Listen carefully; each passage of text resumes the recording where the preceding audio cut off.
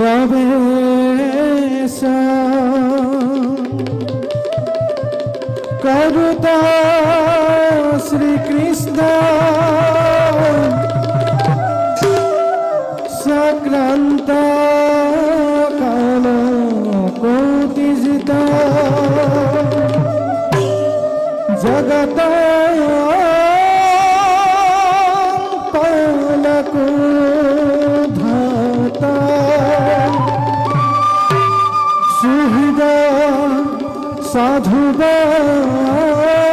साधुवान भव प्रवेश करके राग धरा ताल एक ताल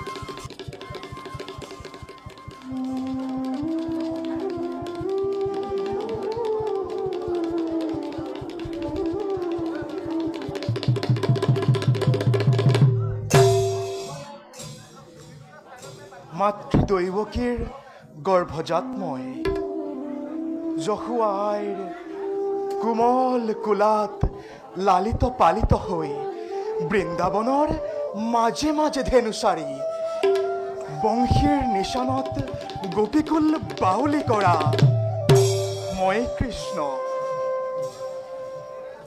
আমাৰ সৃষ্টিত যেতিয়াই অধৰ্মই ধৰ্মক আৰু মহাপাপে পুণ্যক গ্ৰাস কৰিবলৈ উদ্যত হয়,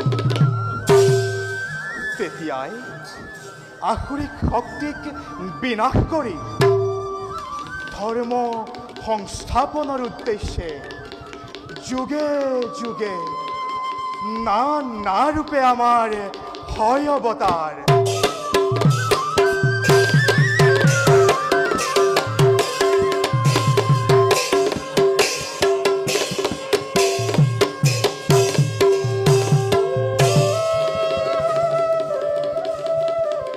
কাৰণ আমি এই সম্পূৰ্ণ কলাধাৰী পৰম ব্ৰহ্ম কৃষ্ণ यत्पदा पंकजरजः शिरसा सुरेशा सर्वदायुति विषा दुहाति मदुद्वहन्ति यत् कीर्तनात् करिमरान् मनुजात्र जन्ति या कीर्तना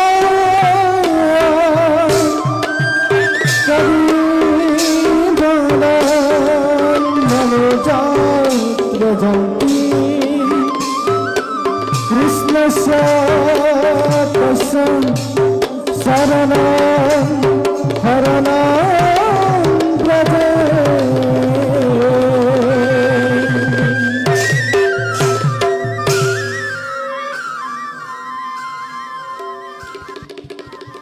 যাওঁ জগতৰ উদ্ধাৰৰ বাবে, ভকতৰ মংগলৰ বাবে সৃষ্টিৰ কাৰ্য কৰোঁগৈ সমাপন।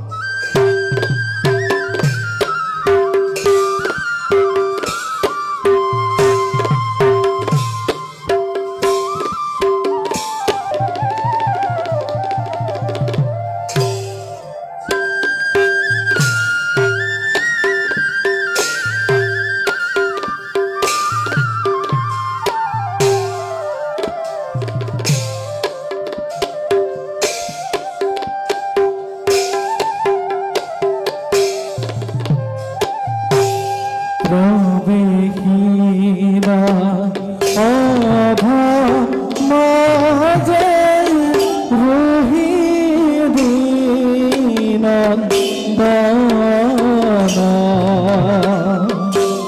হাতে হবে হরি সরে হাতে হবে হরি সরে দেখিতে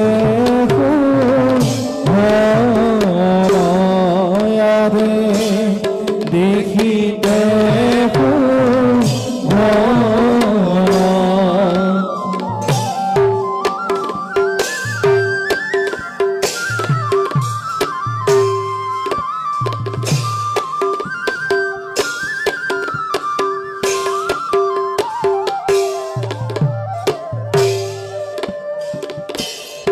এই মতে পাইবা অভারভি আদে রাম হরি রাম হরি রাম হরি রাম হরি ভুলানিরম তারে ভুলানিরম তারা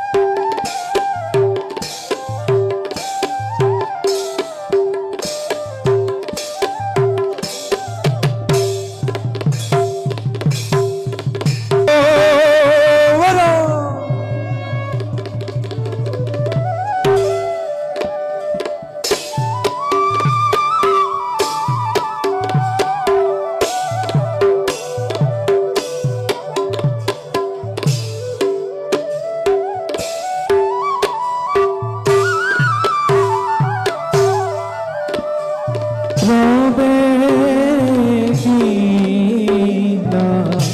অভাব যে প্রদুম্ন কুমার সুন্দর তম দেহ দেখি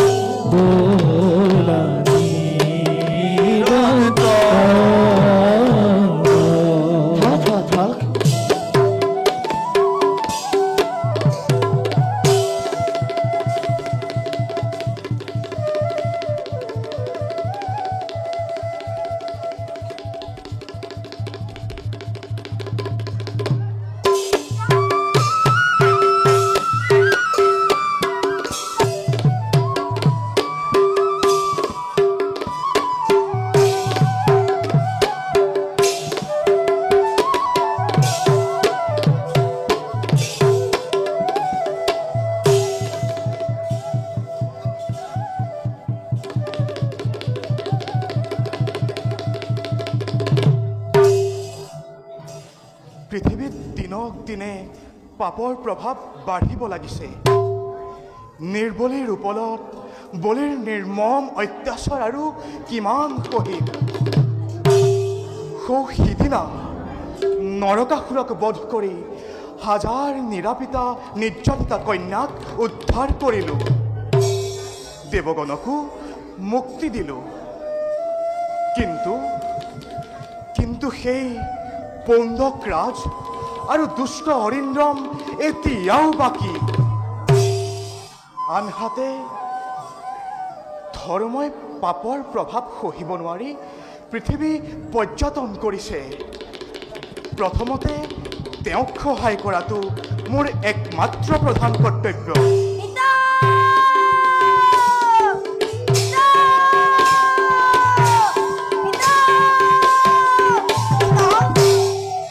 বাছা, ইমান আতুৰভাৱে আহিলা কিয়? মাজেৰে গৈছে খুগমাৰে, কিন্তু হঠাতে শুনিলো নাৰীৰ অনুকৰণ কৰি দেখিলো দুজনে পুৰুষে এজনী অবলা নাৰীকে দিছে নিৰ্যাতন। দিলো বাধাহে পাখণ্ড হতকো। উচিত কাৰ্য কৰিলা সমাপন। তাৰ পাছত কি হ'ল বাছা? বাছা, দুখ লাগে সিহঁতৰ আচৰণ দেখি। ন্যায় যুদ্ধে পৰাজয় কৰিব নোৱাৰি অন্যায় যুদ্ধক মোক পৰাজিত কৰি লৈ গ'ল সেই কাঠিৰ ৰাজসভালৈ। ততো আপোনাক বহুত নিন্দা কৰি মোক ভোগ কৰালে অসহ্য যন্ত্ৰণা। কিন্তু শুনি মই দাম্ভিক বচনে মুক্তি হলো মই এছে বাহুবলে। পরাজিত করে সেই কাঠির রাজাক আহিল পুনর ঘুরে দ্বারকার নগরে। আদেশ করক পিতা, সৈন্য আক্রমণ করো দুরাত মাহাতাক। ধন্য বাছা, তোমাৰ দৰে বীৰ লাভ কৰি ধন্যই দ্বাৰকা নগৰ আৰু শত ধন্য মোৰ কৃষ্ণৰ জনম। পিতা, এতিয়াও প্ৰশংসাৰে নহয় সময়। বাছা, আদেশ কৰক পিতা পিতৃ নিন্দুকৰ লওঁ প্ৰতিশোধ নালাগে বাছা নালাগে কৰিব সমৰৰ আয়োজন থাকক অৰাতি মোৰ কাশী আৰু কৰশ ৰাজ্যত সময়ত সকলোকে মই কৰিম নিধন তুমিও কিন্তু মোৰ লগত যাব লাগিব বাছা নহয় নহয় পিতা বাছা কওকচোন কোনো পুত্ৰ সহ্য কৰিব পাৰে পিতৃ নিন্দক বাছা কৃষ্ণ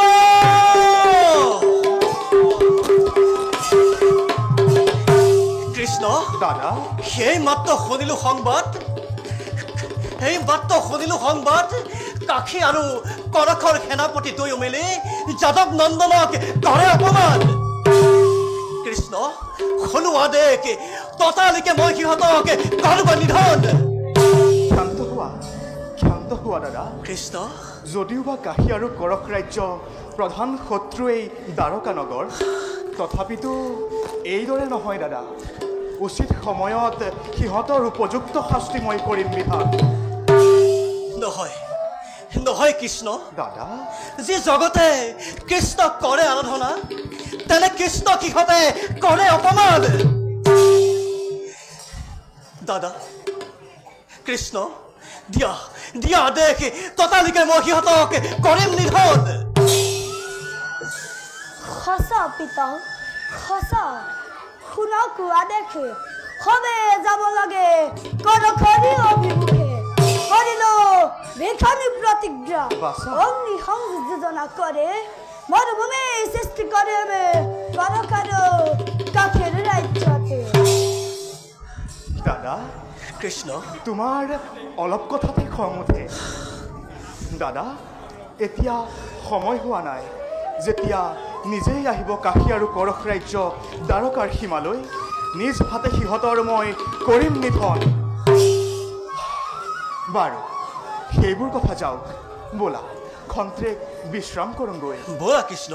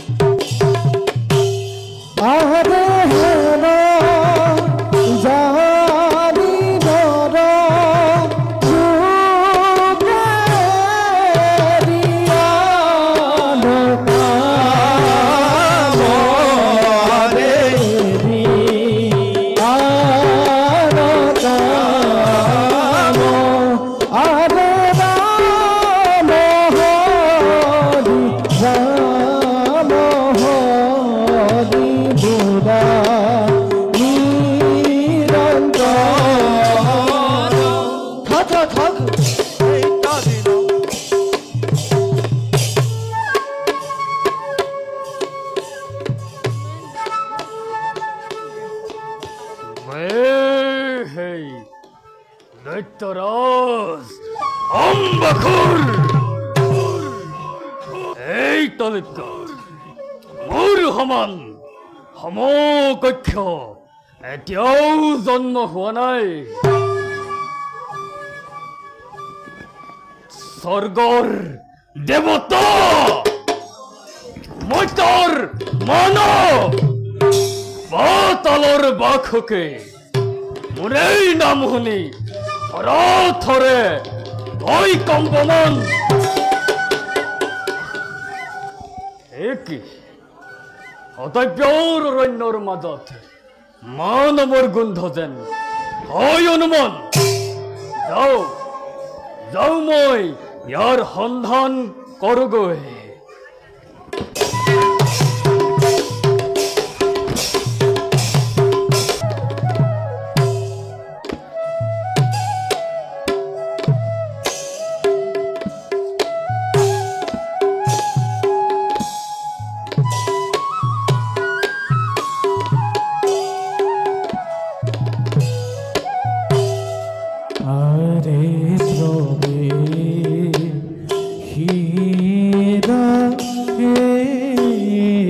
আরে অভামাজে অভামাজে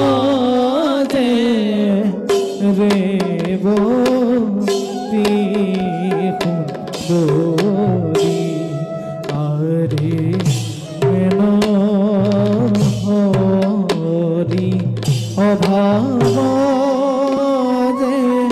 প্রবেশ করিলা হরি নয়নাকে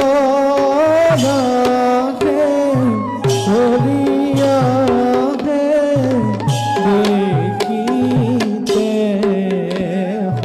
সুন্দরী আরে হেন জারি হে আরে নরহুকে নরহুকে এরি আনকাম আরে পতঙ্গসা রূপকি বুড়াম রাম হরি পতঙ্গসা রূপকি বুড়াম রাম রাম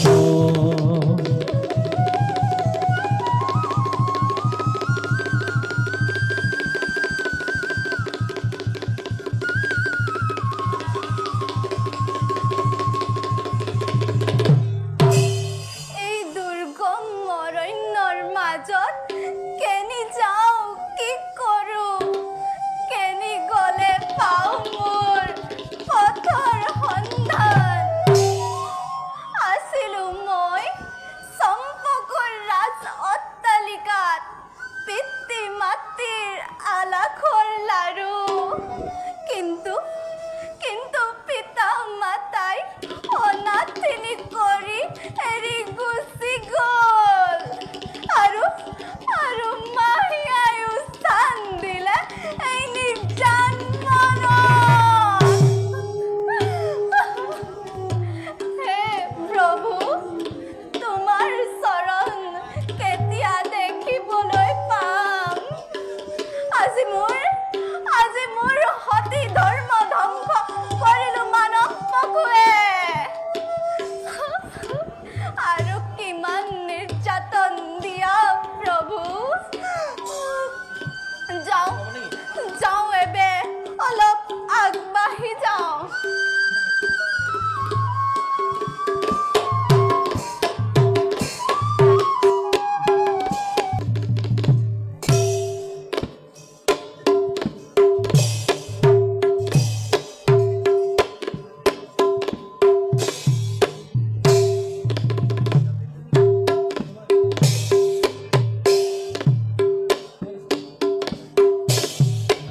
আরে বিগ ইয়ার হেতু আহে বীর ভদ্র বীর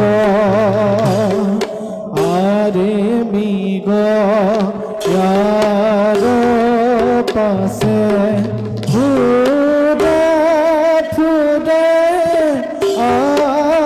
আনন্দ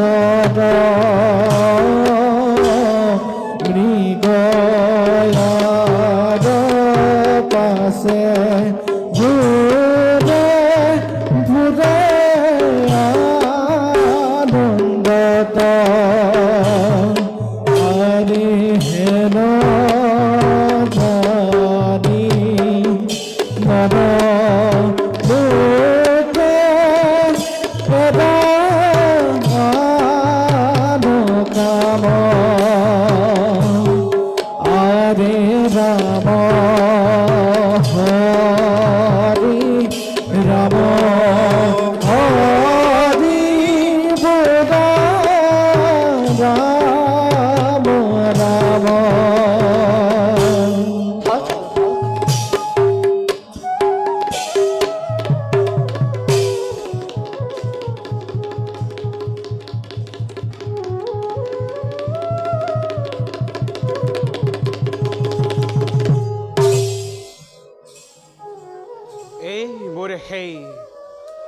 দুৰ্ঘৰ অৰণ্য ইয়াতে হেৰাল মোৰ পথৰ সন্ধান কতজনে মৃগৰ পাছে পাছে খেদি আহি নিজৰ পথ ভুল কৰে এই অৰণ্যৰ মাজে কি যে অপূৰ্ব এই অৰণ্য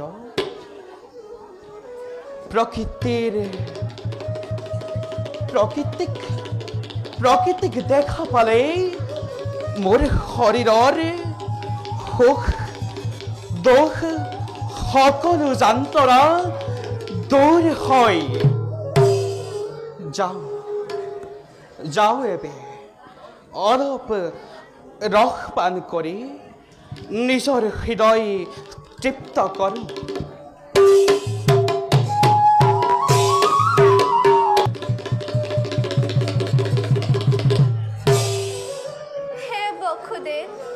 আৰু কিমান দুখ সহ্য কৰিম প্ৰভু ভোক পিয়াহত মোৰ গোটেই শৰীৰ অৱশ হৈ পৰিছে হে প্ৰভু মোক দেখা দি মনোবাঞ্ছা পূৰ্ণ কৰা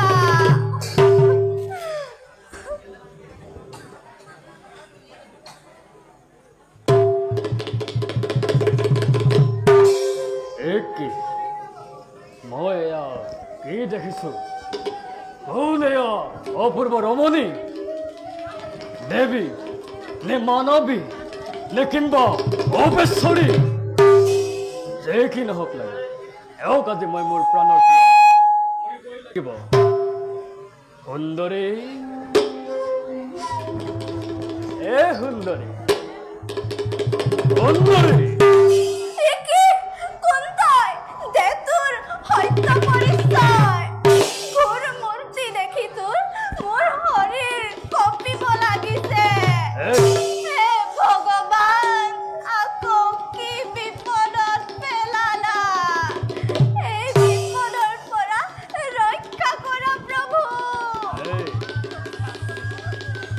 হেৰা প্ৰাণৰ প্ৰতিমা কাঞ্চন হাতত পোৱা শুভ ভাগি জানো কোন মূৰ্খই দলিয়াই দিব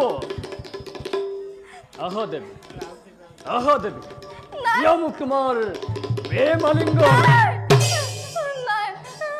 ৰক্ষা কৰা হৰিছো কাকুতি দৈত্যৰাজ নকৰা মোক তেনে অপমান মানৱৰ অত্যাচাৰ আৰু কিমান সহ্য কৰি নাই মোৰ কোনো ইষ্ট মিত্ৰ বন্ধু বৰ্গ আত্মীয় স্বজন বৈ মাতৃৰ চক্ৰান্তত ফুৰিছো এই বনৰ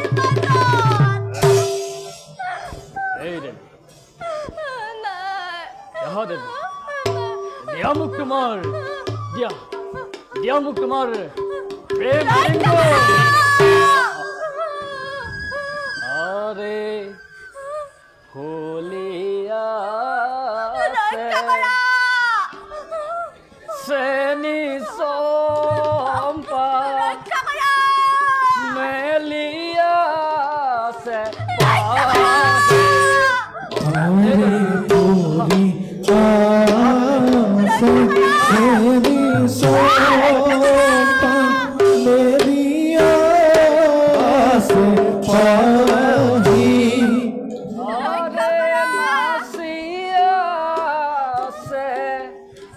যৌবন কন্যা ৰক্ষা কৰা থাকুকে ন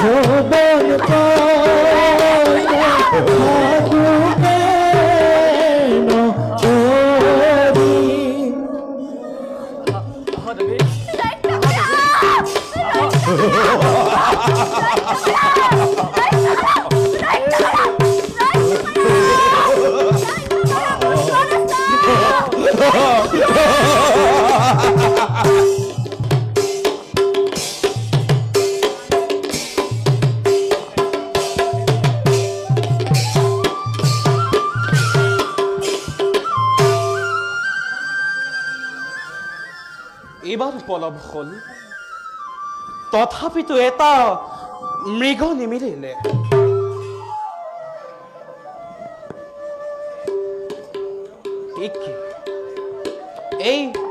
এই দুৰ্ঘৰ অৰণ্যৰ মাজত কোনোবা নাৰীৰ কন্দন।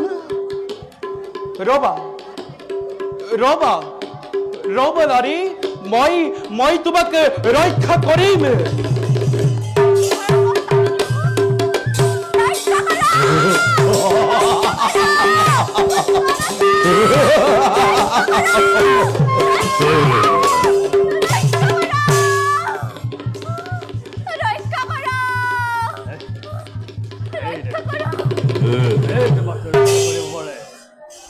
কোনটাই অধম দৈত্য, কিয় এনেদৰে অবলা নাৰীৰ ওপৰতে কৰা অত্যাচাৰ?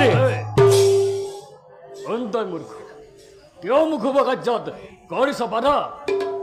বেছ তেন্তে সেই হওক। বেছ তেন্তে যুদ্ধ দে, নকৰি পলম।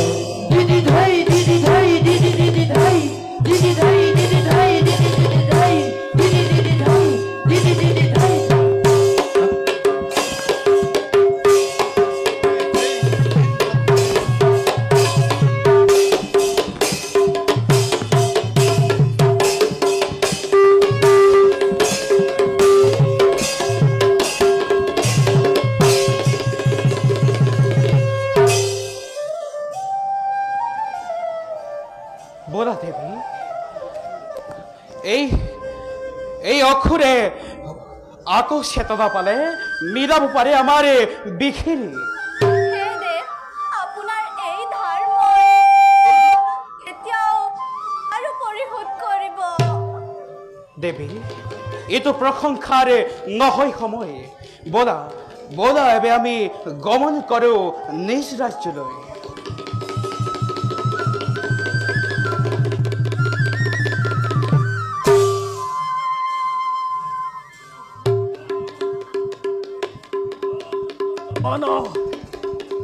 কামিনী কাঞ্চন নোপোৱাৰ কাৰ্যত মই ক্ষান্ত নহম।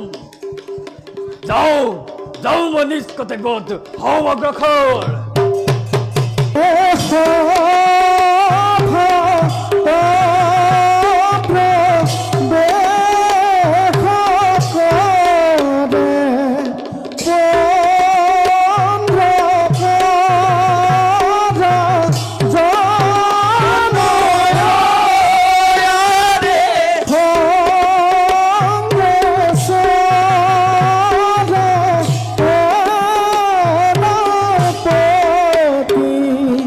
Oh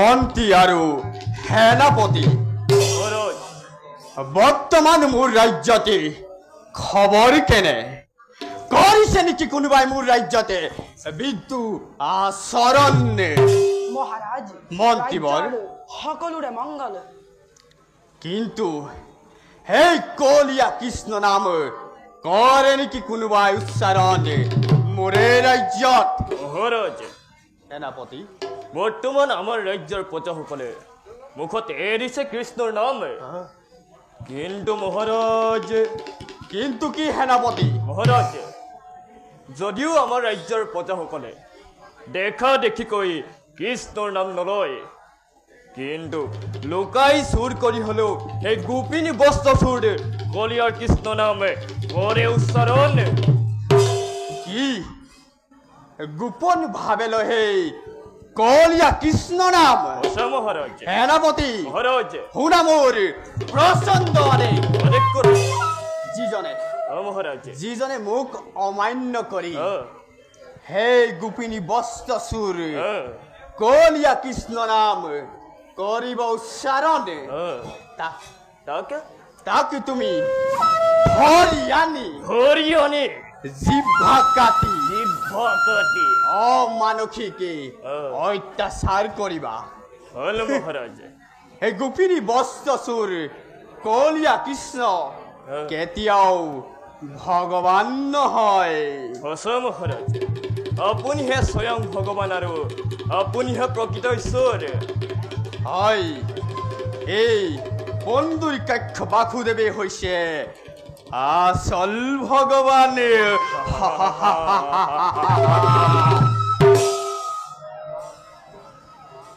যোৱা মহাৰাজ যোৱা সেনাপতি মহাৰাজ কৃষ্ণৰ সকলো আৱৰণ লৈ আহা তুমি হল মহাৰাজ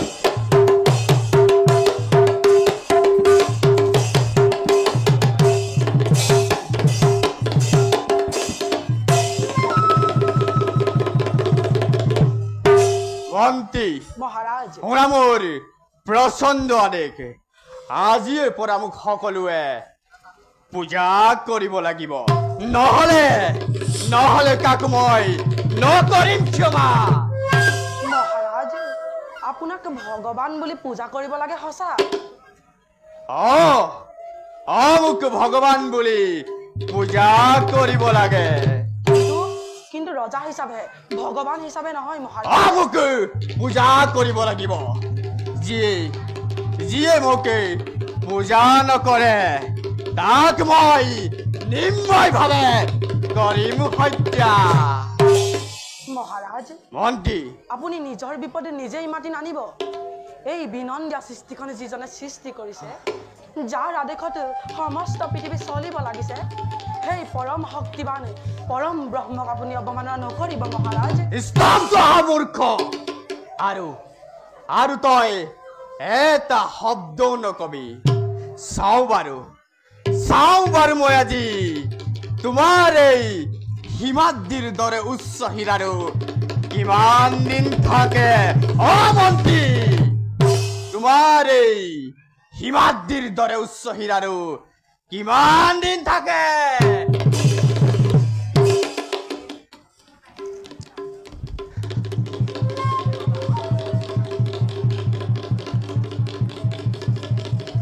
দাদা প্ৰণামিছো তজু চৰণত দেখিজিবি হোৱা ভাই এওঁ কোন দাদা এওঁ এক নিৰাশ্ৰয় বালিকা নিৰাশ্ৰয় বালিকা তুমি ক'ত পালা দাদা ভাই মৃগয়াৰ হেতু মই গৈছিলো গভীৰ অৰণ্যৰ মাজে আৰু সেই অৰণ্যৰ মাজত বীৰ অম্বাসুৰে এওঁক হৰণ কৰিব বিচাৰিছিল সেইবাবে বাধা দি অম্বাসুৰক লৈ আহিলো এওঁক আমাৰ ৰাজ্যলৈ তুমি বৰ ভাল কাম কৰিলা ভাই দাদা আতুৰক ৰক্ষা কৰা মানৱৰ প্ৰধান কৰ্তব্য দাদা পিছে বালিকা তোমাৰ নাম কি মহাৰাজ মোৰ নাম ৰেবতী সম্পক ৰাজ্যৰ সদু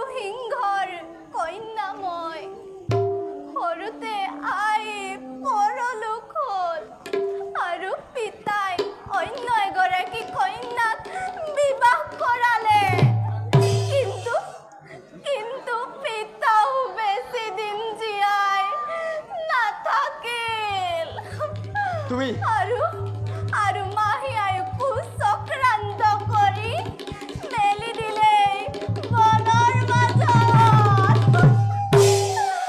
তুমি নাকাৰিবা বালিকা, ইয়াত দৈত্যই তোমাক একো কৰিব নোৱাৰে।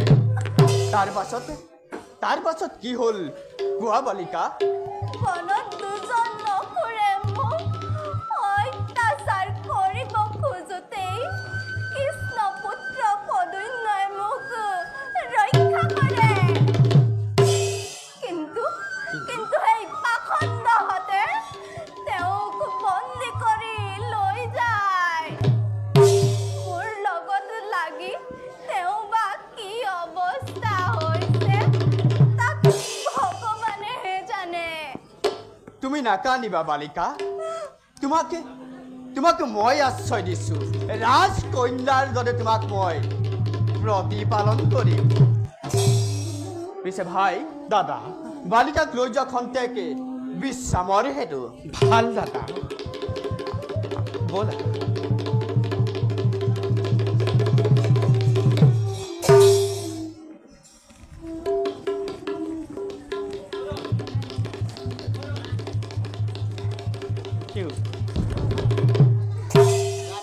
সেনাপতি,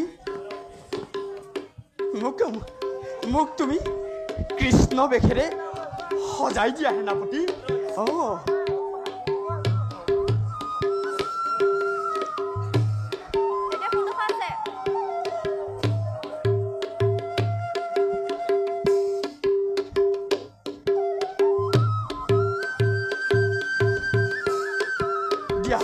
দিয়া সেনাপতি।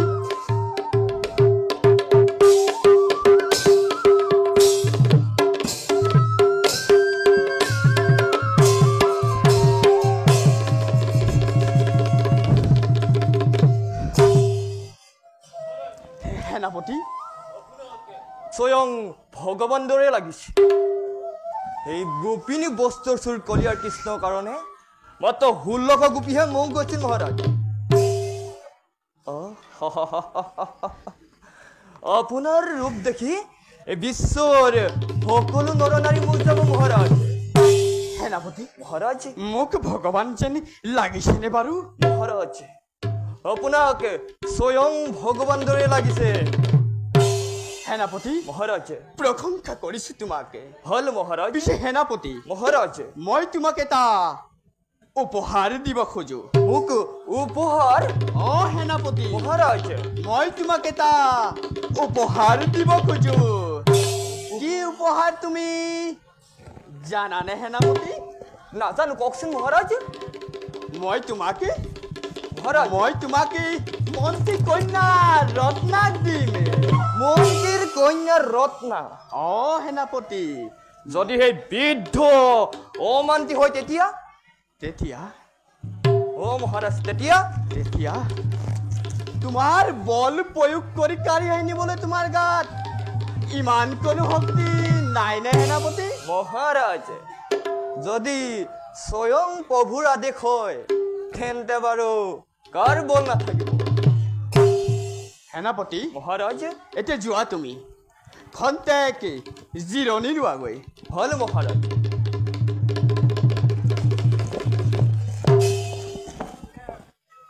মই সেই বন্দুৰী কক্ষকে বাসুদেৱে মই সেই বন্দুৰী কক্ষকে বাসুদেৱে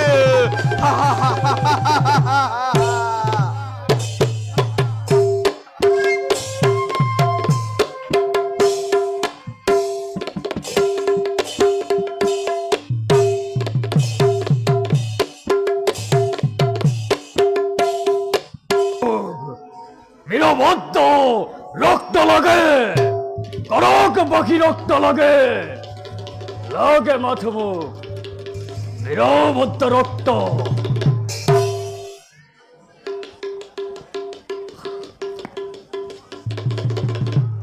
তই কাৰ আদেশত প্ৰৱেশ কৰিছ? তই মোৰেই ৰাজ্যতে নাজাননে? তই নাজাননে এই বন্ধ কৰ কুপদৃষ্টিত যে কাৰো ৰক্ষা নহয়। এই তই নেকি বন্দৰী কক্ষক বাসুদেৱ?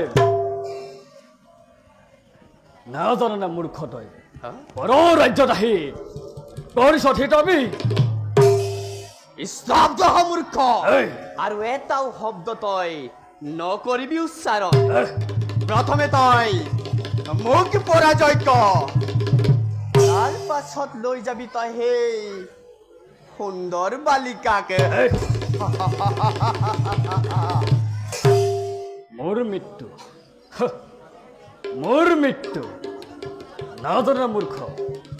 মোৰ এই বাহুৰ পৰাক্ৰম মাৰ যদি দে যুদ্ধ নকৰি পলম। বেছ তেন্তে সেয়াই হওক।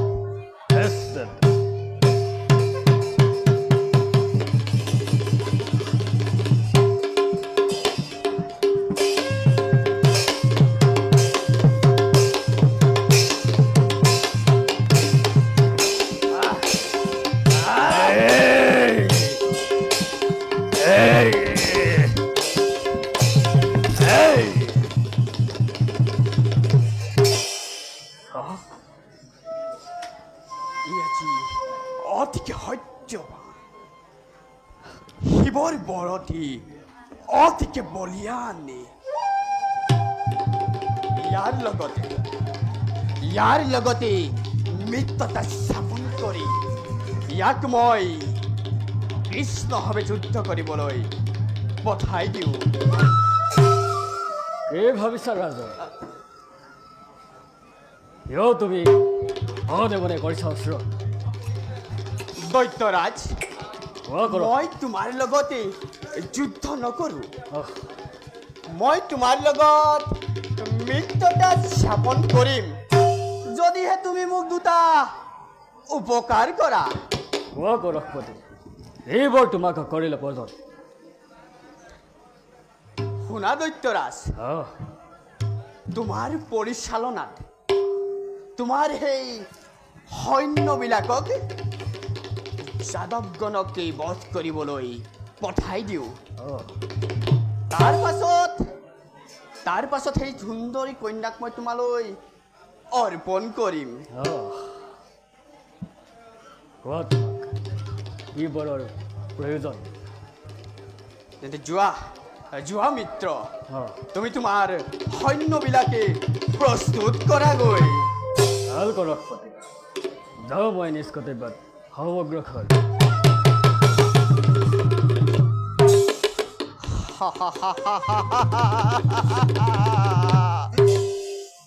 মূৰ্খ দৈত্য, এই পণ্ডকৰ কোপদৃষ্টিত কাৰো ৰক্ষা নহয়।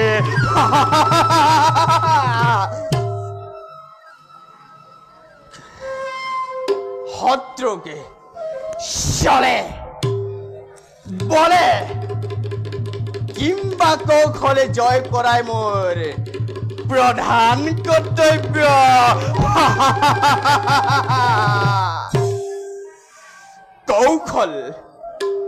কৌশল মোৰ অদ্ভুত কৌশল। কৌশল মোৰ অদ্ভুত কৌশল।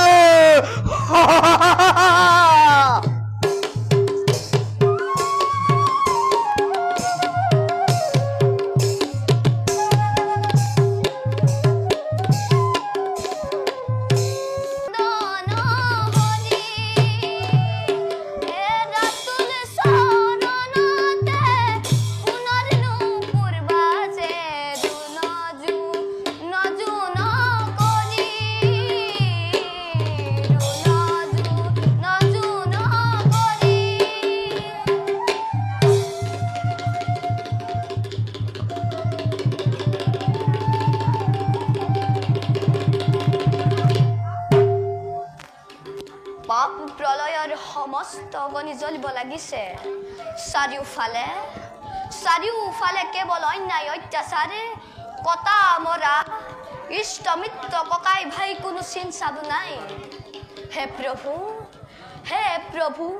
পূৰ্ণ ব্ৰহ্ম নাৰায়ণ তুমি এতিয়াও নীৰৱ নিস্তব্ধ তোমাৰ ভক্তৰ কৰুণ আৰ্তনাদে এতিয়াও তোমাৰ হৃদয় গলাব পৰা নাই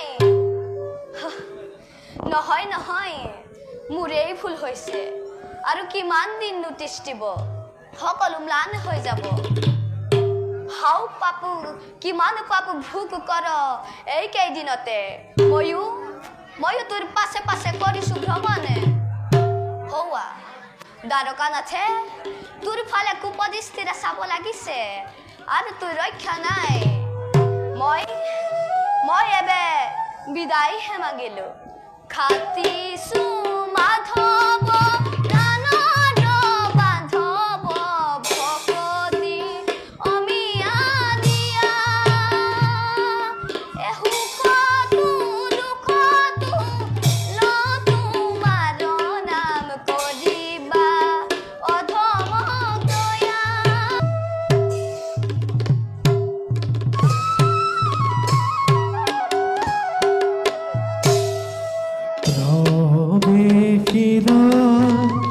रत्न देवी करियो देखो प्रवेशिला रत्न देवी करि प्रवेश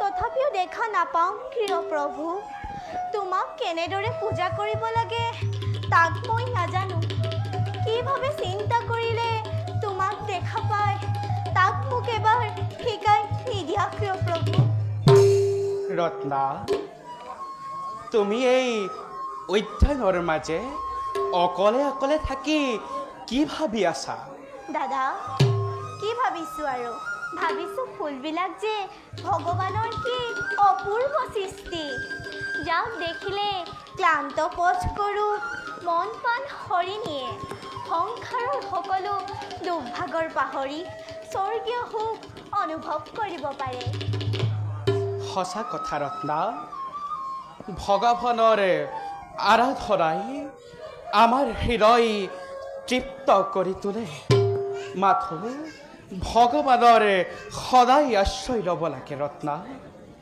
দাদা ভগৱান যদি দয়ালু হয় আৰু সকলোকে সমান চকুৰে চায় তেন্তে কিয় সংসাৰত কিছু লোক খুঙা কিছু কুখা আৰু কিছুমান জীৱন্ত অৱস্থাতো মৃত্যু যন্ত্ৰণা ভোগ কৰে ইয়াৰ কাৰণ কি দাদা ৰত্না দাদা তুমি আজি এক বহুত ডাঙৰ প্ৰশ্ন কৰিলা বাৰু মই যিমান জানো তাকে কওঁ শুনা পৃথিৱীয়ে সূৰ্যক কেন্দ্ৰ কৰি চাৰিওফালে ভ্ৰমণ কৰে যিফালে সূৰ্যৰ ৰশ্মি পৰে সেইফালে দিন আৰু অন্য হাতে ৰাত্ৰি হয় ঠিক তেনেদৰে শুদ্ধ লোকে সদায় শৰীৰ গুণানুকীৰ্তন কৰে আৰু অধম লোকক শৰীৰে কত নিৰ্যাতন ভোগ কৰায় বাৰু দাদা ধাৰ্মিক লোকসকলে কিয় কষ্ট ভোগ কৰিব লগা হয় ভগ্নী ইও এক ৰহস্য ঈশ্বৰক পাবৰ হেতু ভকত বৈষ্ণৱ হ'বলে দাৰুণ যন্ত্ৰণা ভোগ কৰিব লগা হয় কিয়নো ভক্তিৰ পথ সবাতোকৈ উজ্জ্বল ভগৱানক পাবৰ হেতু তেওঁক সদায় শুদ্ধ মনে গুণানুকীৰ্তন কৰিব লাগে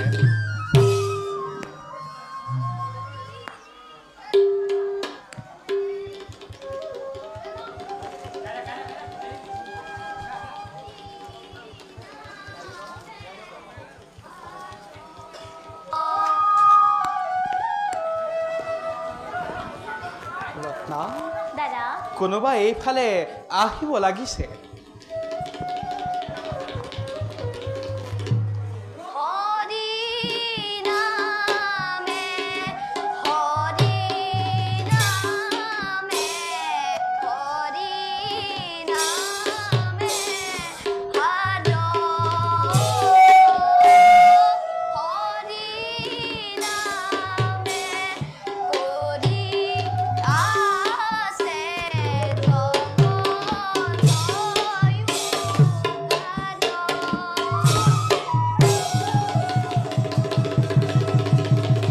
বৈৰাগীৰে আমাৰ প্ৰণিপাত কৰিব গ্ৰহণ তোমালোকক ভগৱানে কুশলে ৰাখক ধৰ্মত মতি হওক বৈৰাগীৰে কৰক আদেশ কি কাৰ্যৰ আমি কৰিম সমাধান তোমালোকৰ নম্ৰতাত মই অতিকে আনন্দিত কোৱাচোন এইখন কি ৰাজ্য আৰু ইয়াৰ নাম কি বৈৰাগীদেৱ এইখন কৰক ৰাজ্য মহামানী পন্দক ৰাজ ইয়াৰ ৰজা আৰু মই তেওঁৰ অনুজ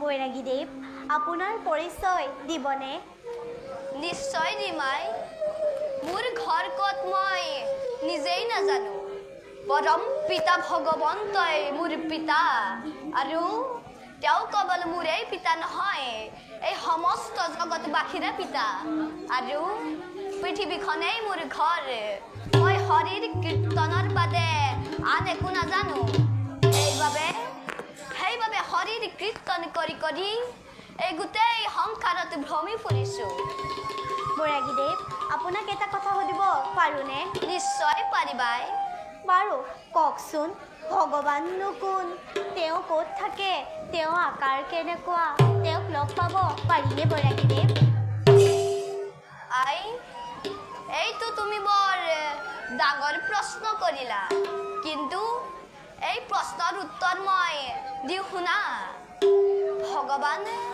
ভগৱানৰ আকাৰ নাই নিৰাকাৰ তেওঁ ধৰ্মৰ প্ৰতিষ্ঠাৰ বাবে যুগে যুগে আকাৰ ধাৰণ কৰিছে যদিও তেওঁৰ জন্ম নাই তথাপিও জন্ম ধৰি তোমালোকৰ দুখ দূৰ কৰে বৈৰাগীদেৱ আজি আপুনি আমাৰ দিব্য চক্ষুদান কৰিলে আশা কৰোঁ আপুনি আপোনাৰ দৰে আমাক হৰিগুণৰ কীৰ্তন কৰোৱাই নিশ্চয় কৰোৱামাই ভাল বৈৰাগীদেৱ ভগ্নীয়ে কোৱাৰ মতে আপোনাৰ মুখত সদায় শৰীৰে গুণানুকীৰ্তন উজ্জ্বলি উঠক বাৰু বৈৰাগীদেৱ আপুনি আমাক এটি হৰিনাম গাই শুনোৱাবনে নিশ্চয় শুনাম বাছা পৰম পুৰুষ হৰি পৰম কাৰণ অনাদি অনন্ত প্ৰভু সদানন্দ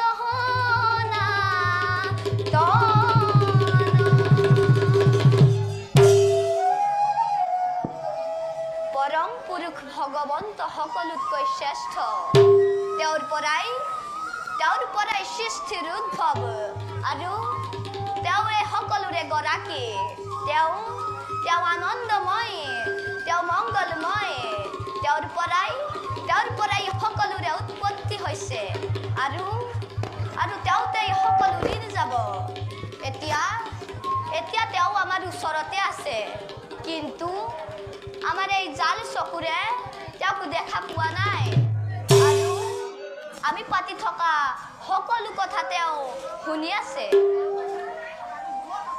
আমাৰ ওচৰত এতিয়া ভগৱান আছেনে বৈৰাগীদেৱ নিশ্চয় আছে আই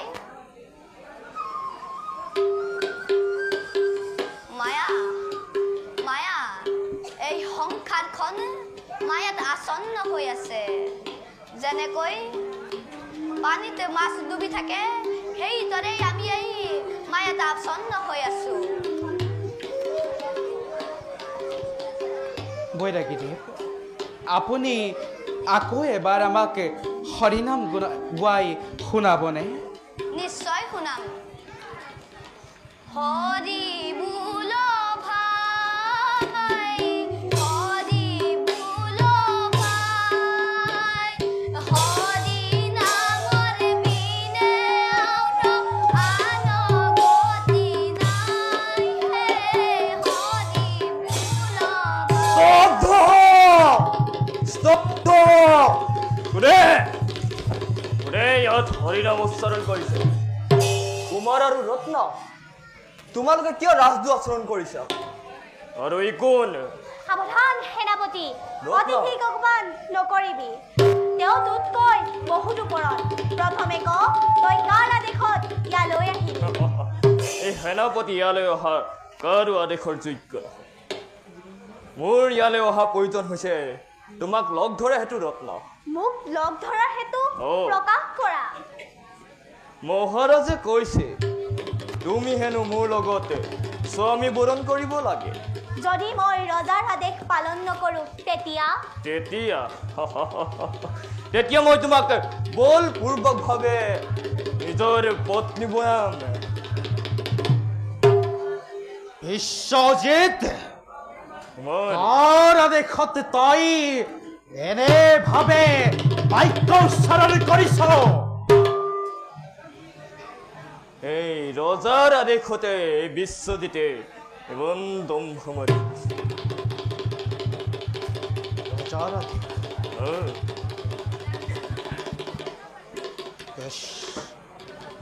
বেশ তেন্তে যুদ্ধ কৰে নকৰি পলাম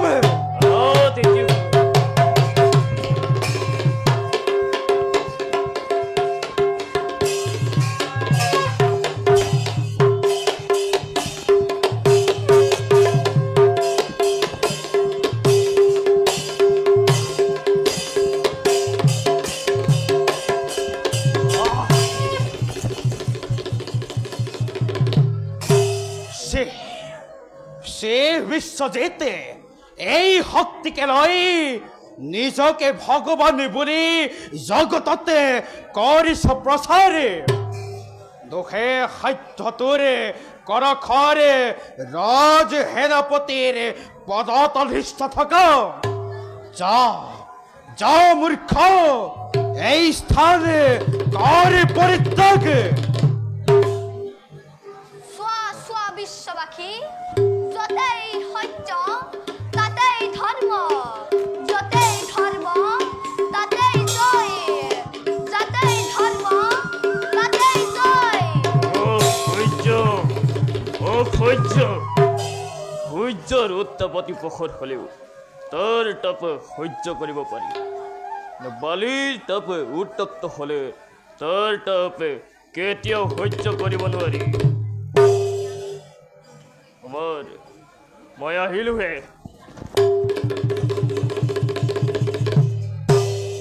মূৰ্খ,